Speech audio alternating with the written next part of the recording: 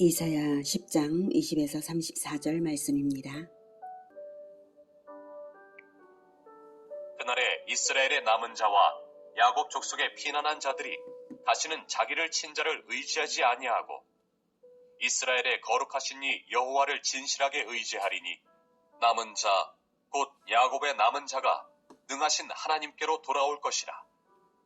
이스라엘이여, 내 백성이 바다의 모래 같을지라도 남은 자만 돌아오리니 넘치는 공의로 파멸이 작정되었습니다. 이미 작정된 파멸을 주 만군의 여호와께서 온 세계 중에 끝까지 행하시리라. 사랑하는 형제 여러분, 2월 23일 저녁 목상에 오신 것을 환영합니다. 9장에서는 남유다를 공격하고 하나님께 돌아올 줄 모르는 북이스라엘에게 심판이 예언되었는데요. 아수르를 심판의 도구로, 북이스라엘 심판의 도구로 사용하실 것도 알리셨습니다. 그리고 나서는 아수르 역시 그 잔인함과 교만 때문에 심판당할 것이라고 본장 19절까지 예언했습니다. 이제 20절부터 읽었는데요. 그날에 이스라엘의 남은 자와 야곱 족속의 피난한 자들이 다시는 자기를 친 자를 의지하지 아니하고, 여기서 자기를 친 자는 아수르죠. 아수르를 의지했었는데 오히려 아수르에게 당한 것입니다. 그래서 자기를 친 자를 의지하지 아니하고 이스라엘의 거룩하신 이 여호와를 진실하게 의지하리니 남은 자 곧 야곱의 남은 자가 능하신 하나님께로 돌아올 것이라. 의지하던 아람과 아수르에게, 아람도 처음에 의지했었죠. 근데 아람과 아수르 양쪽 다 이제 북이스라엘을 쳤습니다. 그래서 아람과 아수르에게 오히려 잔혹하게 유린당한 이스라엘 민족은 하나님께서 그들을 징벌하시는 사건을 목도한 후에는 오직 여호와를 절대적으로 의지하게 될 것입니다. 물론 남은 자들과 피난한 자들만이 그렇습니다. 여기서 이스라엘과 야곱은 남유다와 북이스라엘을 총칭한 것입니다. 그래서 주후 537년에 바벨론 포로 귀환자 중에 북이스라엘 백성들도 소수 포함되어서 성취됩니다. 22절 이스라엘이여, 내 백성이 바다의 모래 같을지라도 남은 자만 돌아오리니 넘치는 공의로 파멸이 작정되었습니다. 하나님께서는 아브라함과 언약을 맺으시고요. 내 씨로 바닷가의 모래와 같게 하겠다고 약속을 하신 적이 있으시죠. 창세기 22장 17, 18절에 보면 내가 내게 큰 복을 주고 내 씨가 크게 번성하여 하늘의 별과 같고 바닷가의 모래와 같게 하리니 내 씨가 그 대적의 성문을 차지하리라. 또 내 씨로 말미암아 천하 만민이 복을 받으리니 이는 내가 나의 말을 준행하였음이니라 하셨다 하니라. 이렇게 약속을 주셨는데 이 약속대로 하나님은 그대로 성취하셔서 이스라엘 민족을 매우 번성하게 하신 것이 솔로몬 시대의 역사입니다. 그렇다면 어떻게 해야 되겠습니까? 이는 내가 나의 말을 준행하였음이니라 하신 말씀대로 하나님의 기대에 부응해서 말씀을 준행하면서 살아야 마땅한 것인데도 불구하고 그 언약의 말씀을 내팽개쳐버리고 말아서 이제는 소수의 남은 자만 구원받게 될 것을 선고받고 있는 것입니다. 넘치는 공의로 파멸이 작정되었습니다. 무서운 말씀이시죠. 우리가 구원에 대해 정확하게 알아야 할 것은 믿음으로 구원받는다는 말이 하나님께서 공의를 포기하신다는 뜻이 아님을 잘 알아야 합니다. 넘치는 공의가 있습니다. 그러므로 공의를 만족시키신 우리 주 예수 그리스도의 십자가에 연합되어서 살아가는 것이 믿음이지, 그리스도의 보혈을 죄짓는 방종을 위해서 이용해서는 안 되는 것입니다. 선민 이스라엘이 그리스도의 보혈을 예표하는 피의 제사로서 언약했음에도 그리스도의 법도를 버렸을 때는 소수의 남은 자만 구원받았다는 것이죠. 이 역사적 사실을 가만히 생각해 보십시오. 구원의 진리가 공의에 철저하다는 것을 분명하게 입증하는 것이 아닙니까? 예수님이 우리 대신 죄값을 갚아주셨다는 것은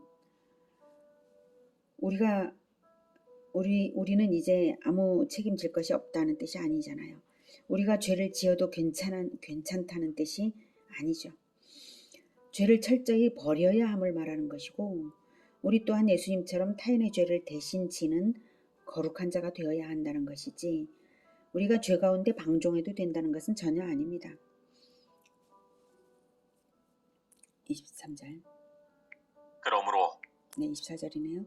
자, 23절. 이미 작정된 파멸을 주 만군의 여호와께서 온 세계 중에 끝까지 행하시리라. 온 세계 중에 끝까지 행하신다니 선민 이스라엘만 아니라 세상 끝날까지의 심판을 총체적으로 말씀하시는 예언이고요. 하나님은 죄인에 대한 심판을 결코 포기하지 않으십니다. 하나님의 아들 예수 그리스도가 십자가를 졌으므로 예수 안에 들어와 연합하는 자가 아니라면 심판을 포기하실 이유가 없으시죠. 그래서 예수님 안에 들어와서 연합하는 것 외에는 심판을 피할 길이 결코 없다는 것을 더욱 확인할 수 있는 것입니다. 24절. 주 만군의 여호와께서 이르시되 시온에 거주하는 내 백성들아, 아수르가 애굽이 한 것처럼 막대기로 너를 때리며 몽둥이를 들어 너를 칠지라도 그를 두려워하지 말라. 내가 오래지 아니하여 내게는 분을 그치고 그들은 내 진노로 멸하리라 하시도다.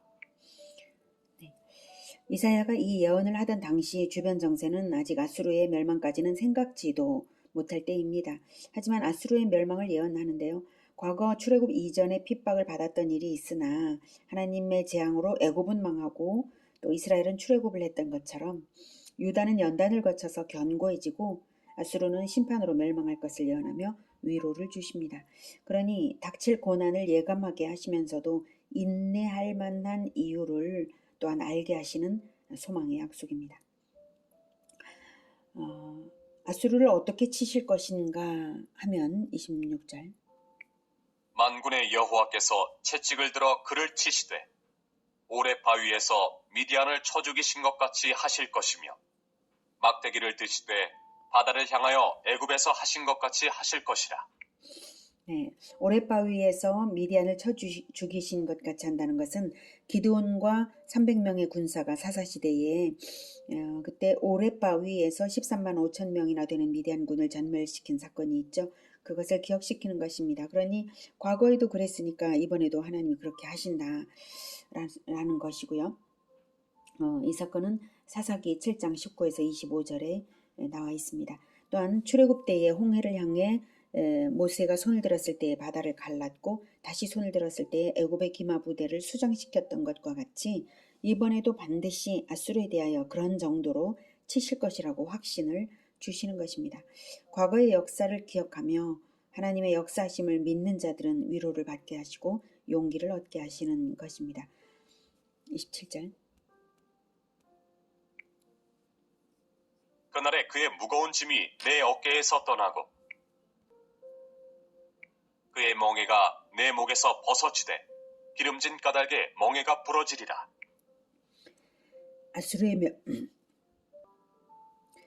아수르의 멸망 결과 남유다는 압제로부터 벗어날 것을 예언한 것이죠.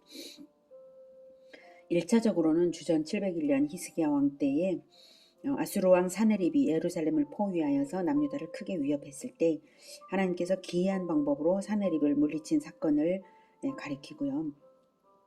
2차적으로는 바벨론의 포로가 되어갔던 남유다 백성들이 갑작스럽게 해방되어서 귀환될 것을 말한 것입니다. 기름진 까닭에 멍에가 부러지리라 이 말은 이것은 기름 부음이 있기 때문에 압제자를 격퇴할 것을 의미하는 것인데요. 히스기야에게 기름 부음이 있어서 아수르군이 격퇴되었다는 의미와 기름 부음 받으신 예수 그리스도께서 인간의 죄의 멍에를 완전히 제거해 주실 것을 상징하기도 합니다. 28절.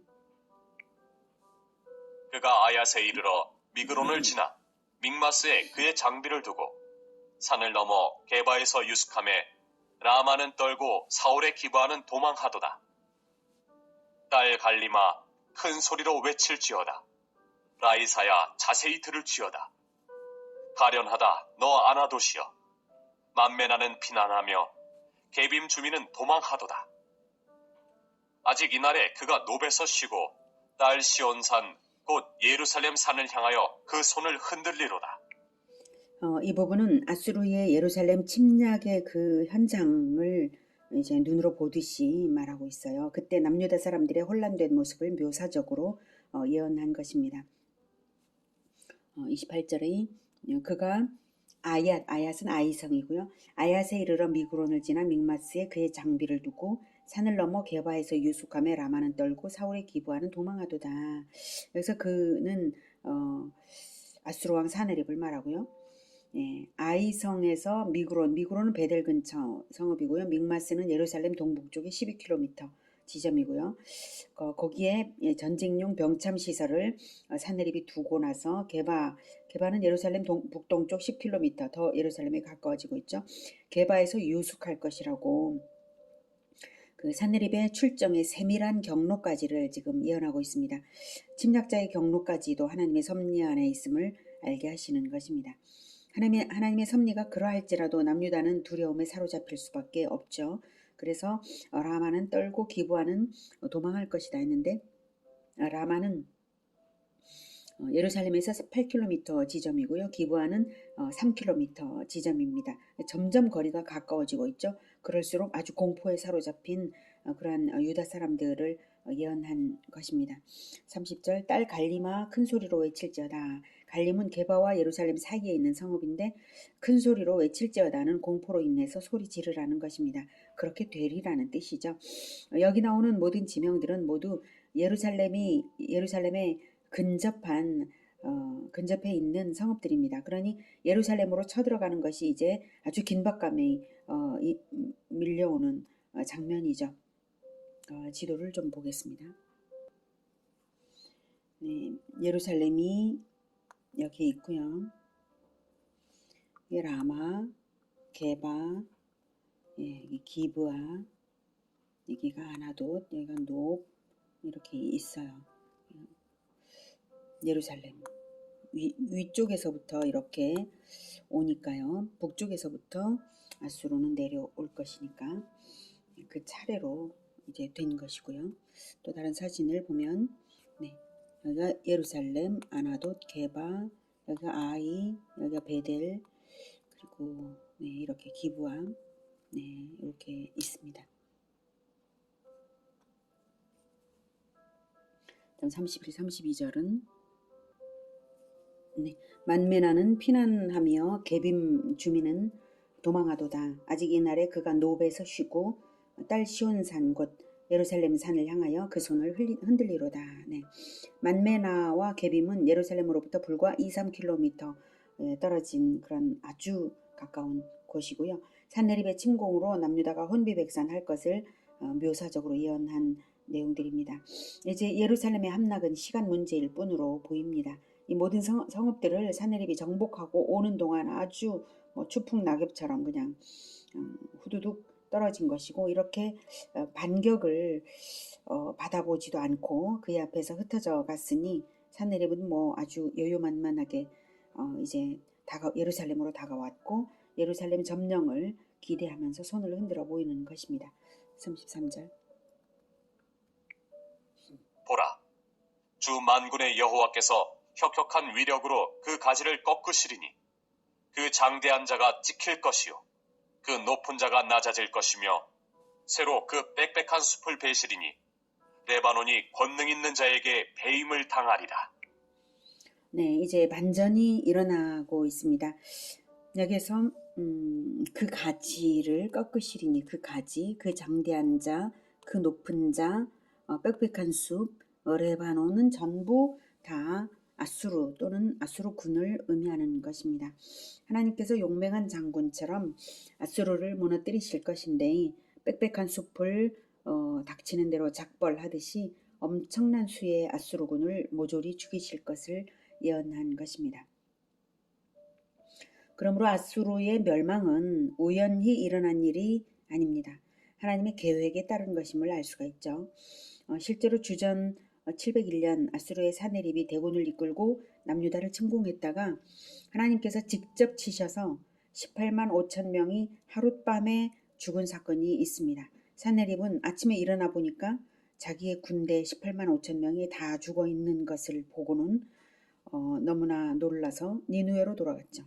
니누에로 돌아가서 아들들의 모반을 당해서 죽음을 당했습니다. 그 뒤로 아수르는 연속된 내란으로 국력이 급격히 쇠퇴하고요. 결국 주전 605년에 바벨론에 의해서 완전히 멸망합니다. 오늘은 23절에 말씀하신 것처럼 이미 작정된 파멸을 온 세계 중에 끝까지 행하시는 하나님을 만났습니다. 공의의 하나님을 우리는 잊어버리지 말아야 됩니다. 하나님의 공의가 오죽했으면 자기 아들을 십자가를 지게 하십니까? 그것은 공의를 절대로 포기할 수 없으신 하나님이시기 때문에 그리고 또한 사랑 또한 절대로 포기할 수 없으신 하나님이시기 때문에 그 정도로 공의를 행하신 것입니다. 예수님의 십자가는 하나님의 공의입니다. 하나님의 작정에서 면제되는 자는 언약에 따라 돌아오는 자들만, 남은 자들만 파멸을 면하는 것입니다. 아수르군이 18만 5천 명이어도 전멸했고 이스라엘은 인구가 바다의 모래 같을지라도 남은 자만 돌아옵니다. 하나님은 언약으로서 구원을 먼저 행하시고 언약대로 아들을 내어주시사 자기 백성의 죄값을 치르게 하시고 그 다음의 역사는 언약에 합당하게 남은 자를 필터링하는 과정입니다. 믿음이란 언약관계를 떠나지 않고 배반하지 않고 가난한 마음으로 왕을 기다리는 진실한 인생을 말하는 것입니다. 우리 모두의 마음이 그러하고 삶이 그러하여서 끝까지 언약에 합당하게 남은 자들이 다 되시기를 기원합니다. 기도하겠습니다. 공의의 하나님, 그리고 또 우리를 구원하시려고 공의를 행하시고 끝까지 언약에 남도록, 언약에 합당하게 남도록 언약을 주신 하나님, 정말 감사합니다.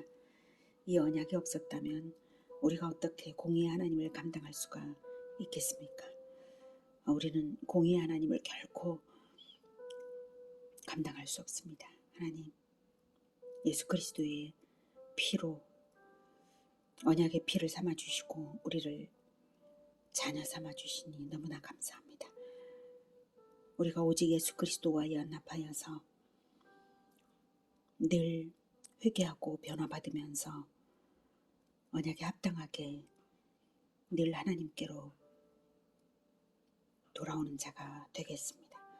주님, 도와주시옵소서. 우리가 결코 하나님을 떠나지 않고 끝까지 그리스도의 군대로 설 수 있게 도와주시옵소서. 예수님의 이름으로 기도드립니다. 아멘. 이어지는 시간은 개인 기도 시간입니다.